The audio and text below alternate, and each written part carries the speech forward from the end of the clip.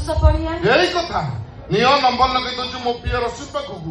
ମୁଁ ଡିସେମ୍ବର 14 ପରୀକ୍ଷା ଦେଇ ସାରିଛି କି ଫଳ ପରୀକ୍ଷା ହଁ ରଶ୍ମି ନୁହଁ ମୁଁ ନିଜେ ପରୀକ୍ଷା କଲି। ତମେ ପରୀକ୍ଷା ନବ ଓଡିଆ ନା ଇଂଲିଶ? ଯାହା ଦେଇପାରିବ। ତା ପାଖରେ ଓଡିଆ ଦେଇ ତମ ପାଖରେ ଇଂଲିଶ ଦେବି। ତମର ଟିକେ ଇଂଲିଶ ପସନ୍ଦ ତ? ପରୀକ୍ଷା ଆରମ୍ଭ କରିବା। ଆରମ୍ଭ କର। ଖାଲି ଦେଖ ଦେଖୁଛି ତମ ଦେଖ ପୁଣି କହିବ। ଏ କଣ କରୁଛ? ଏ ଶୁଭ ପଇଲା ଶୁଭ ମାନେ ଦୋକାନ ଖୋଲା ହବ, ତାପରେ କ୍ଷେପଣାସ୍ତ୍ର ମାଡ ହବ, ତାପରେ ଲଘୁ ତମେ ଇଏ କଣ କରୁଛ କେକେ? କେକେ ତମେ ଇଏ କଣ କରୁଛ କେକେ? ତମେ ଇଏ କଣ କରୁଛ କେକେ? ସବୁ ବନ୍ଦ କେକେ। ମୁଁ ଏ ପରୀକ୍ଷା କଥା କହୁନି ସବୁ ବନ୍ଦ। ଏ ଇଂଲିଶ ପରୀକ୍ଷା ବନ୍ଦ କର ସବୁ। ବନ୍ଦ ନାହିଁ। ମୋ ଦୋକାନ ଥରେ ଖୋଲା ମାନେ 24 ଘଣ୍ଟା ଖୋଲା ଚାଲିଲା। ପରୀକ୍ଷା ଚାଲିବ।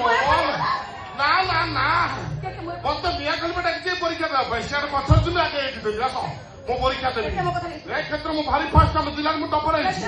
ଇଂଲିଶ ପରୀକ୍ଷା ଦେବି। କ୍ଷେପଣାସ୍ତ୍ର ମାଡ ହବ। ଆସ ଆସ ଆସ ଆସ ଆସ ପରୀକ୍ଷା ଦେବି। ଇଂଲିଶ ପୁରା ଝିଲଝିଲ